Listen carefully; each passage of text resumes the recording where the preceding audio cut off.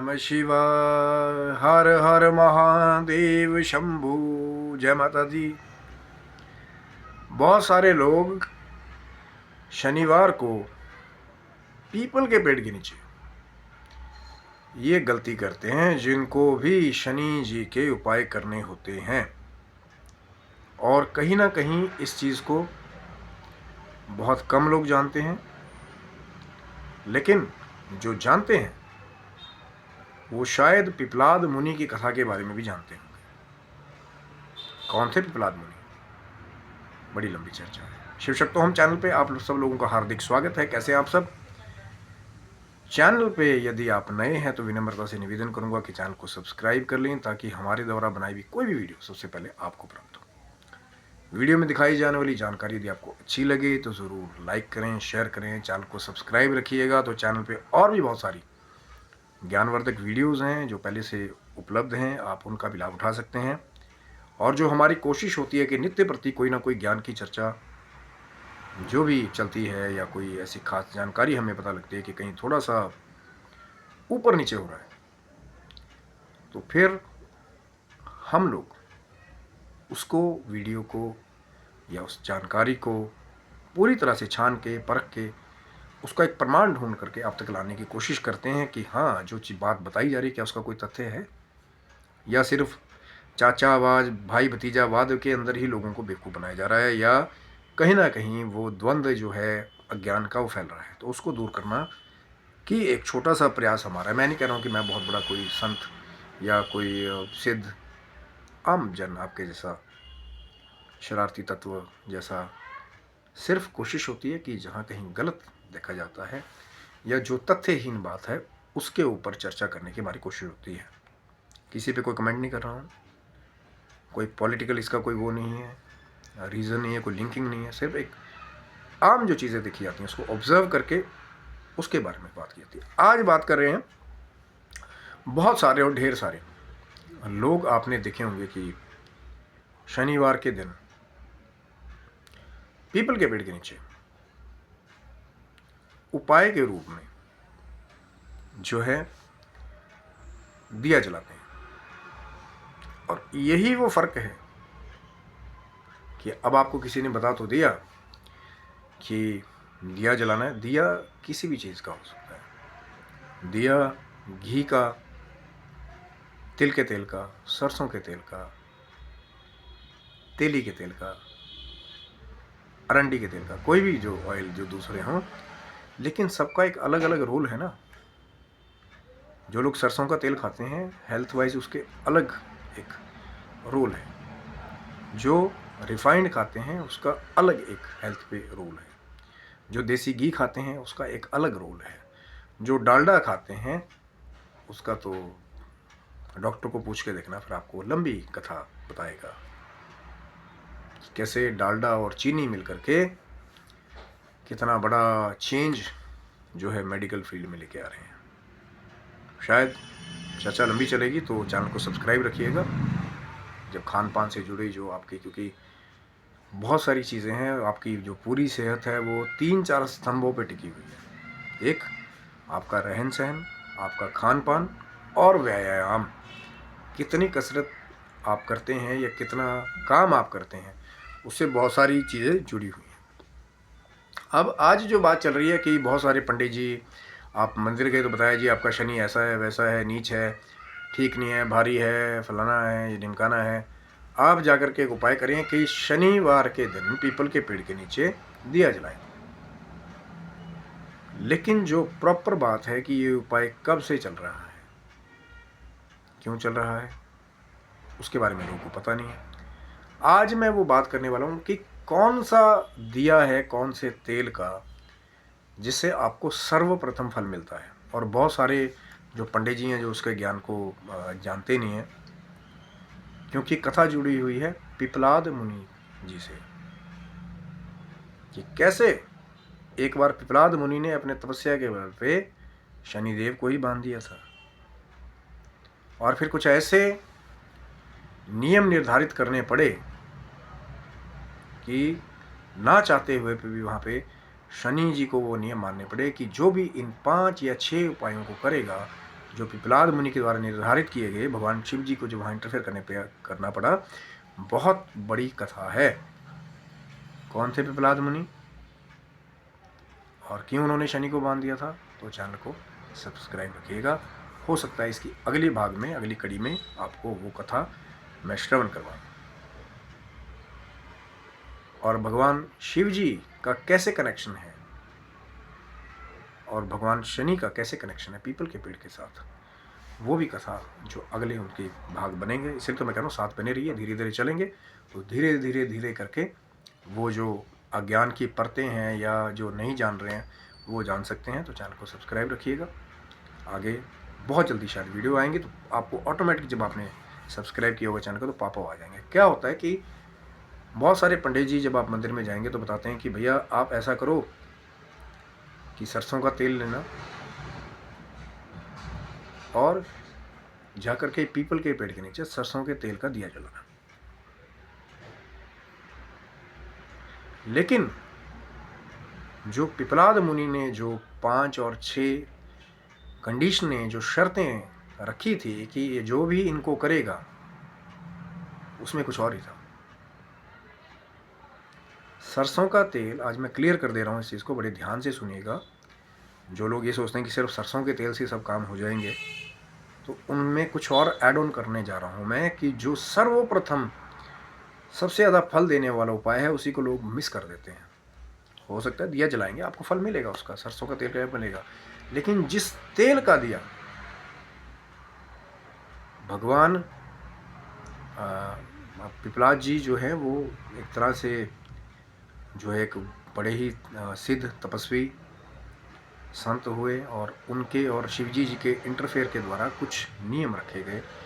जैसे हम कह देते हैं कि यार ये कंडीशन अगर आप करोगे तो आपके ऊपर केस नहीं पड़ेगा या आपको ये डाउनफॉल नहीं झेलना पड़ेगा। तो वैसे ही कुछ 5 या 6 कंडीशनें जो हैं महाशिव पुराण में भी कई जगह पे या शिव जी के ग्रंथों में इस चीज़ को मिल जाता है, ढूंढने के तो मिल जाएगा आपको। पिपलाद मुनि की कथा जब आती है तो जो 6 नियम सेट किए गए उसमें से एक ये ज़रूर था कि शनि शिला के ऊपर सरसों का तेल चढ़ाया जाए। क्योंकि वीडियो पहले भी चैनल पे आप चेक कर सकते हैं कि क्यों शनि देव पे सरसों का तेल चढ़ाया जाता है और किसने चढ़ाया था सबसे पहले। शनिदेव को सरसों का तेल सबसे पहले किसने लगाया था, पहले भी वीडियो है, अगर आप चाहते हैं दोबारा उस पर चर्चा की जाए तो कमेंट बॉक्स में हमारे को बता सकते हैं। तब तक के लिए चैनल को सब्सक्राइब करके पुरानी वीडियोस को भी आप चेक कर सकते हैं कि शनिदेव को सबसे पहले तेल किसने लगाया था और क्यों लगाया था, उसकी भी कथा है ना, रीज़न है। तो एक उपाय तो ये ज़रूर बताया गया था कि शनि शिला के ऊपर जैसे आप रखते हैं, बहुत सारे लोगों को शायद और लाभ मिले कि शुक्रवार को जब वो सोते हैं तो वो तेल कटोरी में रख लें सरसों का।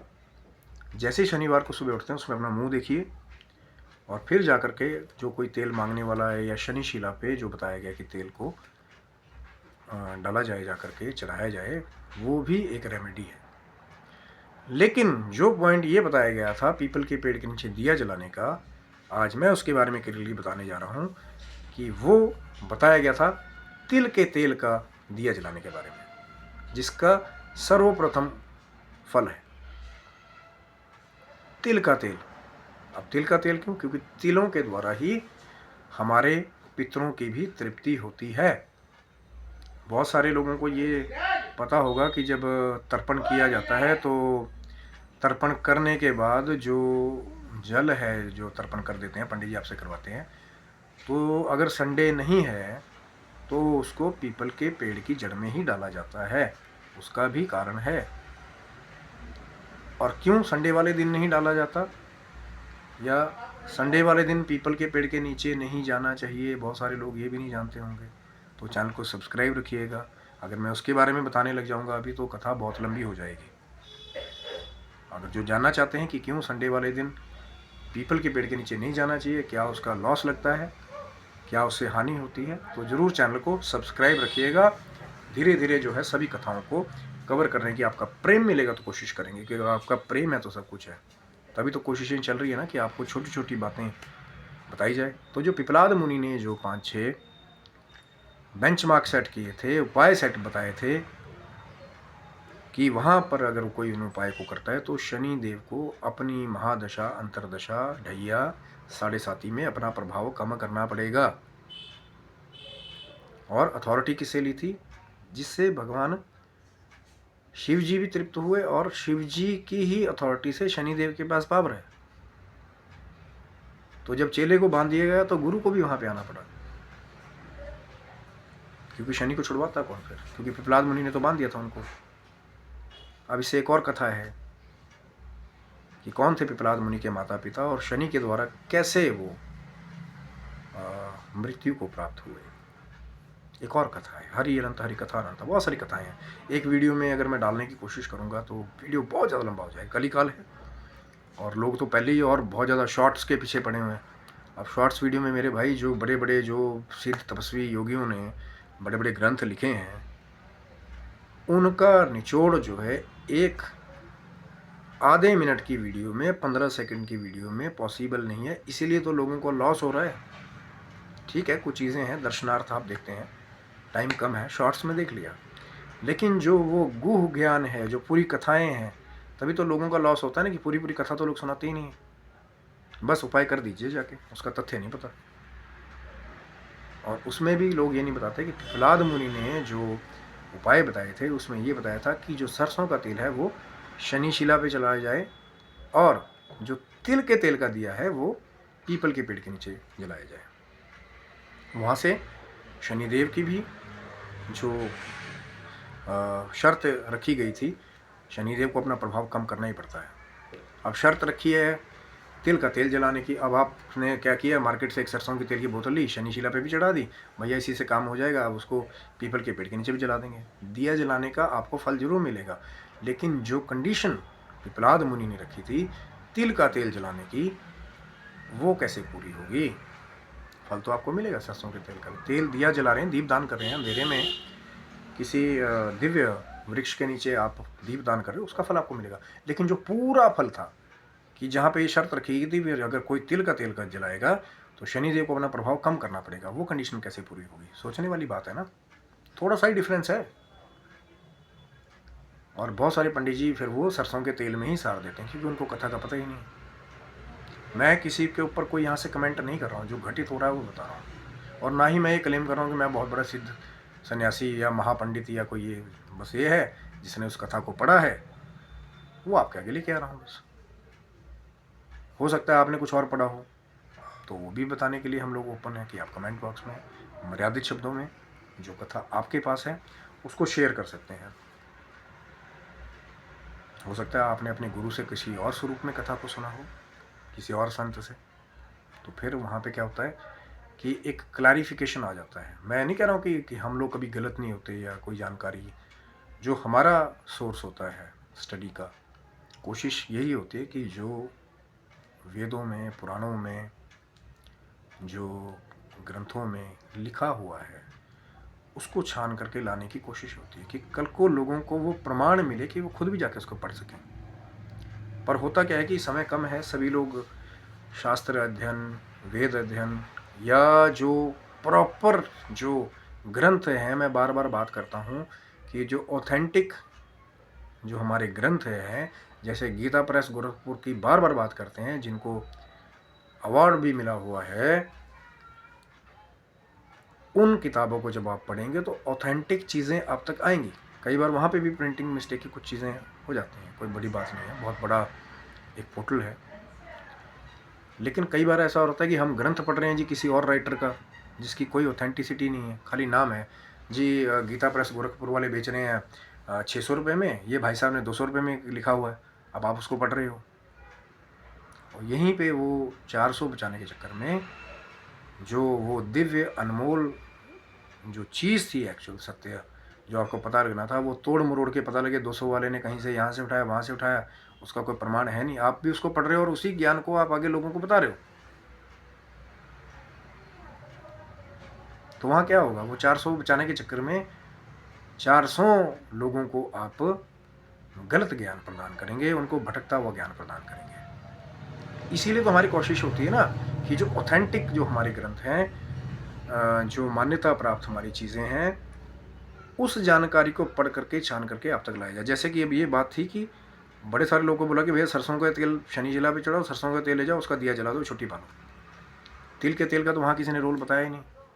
लेकिन जो पिपलाद मुनि ने अलग अलग 6 उपाय बताए थे, वो कौन कौन से पूरे 6 उपाय थे, तो चैनल को सब्सक्राइब रखिएगा, क्योंकि पिपलाद मुनि की कथा के साथ ही वो चीज़ें जुड़ी हुई हैं। कथा थोड़ी सी लंबी है कि क्यों आवश्यकता पड़ी पिपलाद मुनि को तपस्या करने की, क्यों वो पिपलाद कहलाए, क्यों उन्होंने शनि को बांध दिया, क्यों शिवजी को भी वहाँ पे आना पड़ा शनिदेव को छुड़ाने के लिए। अगर ढूंढेंगे प्रमाण के साथ, चाहे महाशिव पुराण में, शिव ग्रंथों में, आगम निगम किसी भी शास्त्र में आपको ढूंढेंगे तो ज़रूर मिलता है।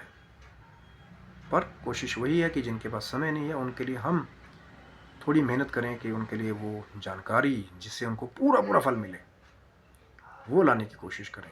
मैं खुद जाता हूँ जब, तो शनि शिला के लिए अलग सरसों का तेल ले जाया जाता है और तिल के तेल की बाती जो है वो अलग बनाई जाती है पीपल के पेड़ के नीचे जलाने के लिए, ताकि जो 2 अलग अलग उपाय हैं, 2 अलग अलग तेल के द्वारा लिखे गए हैं, उनका दोनों तरफ से आपको पूरा पूरा फल मिले।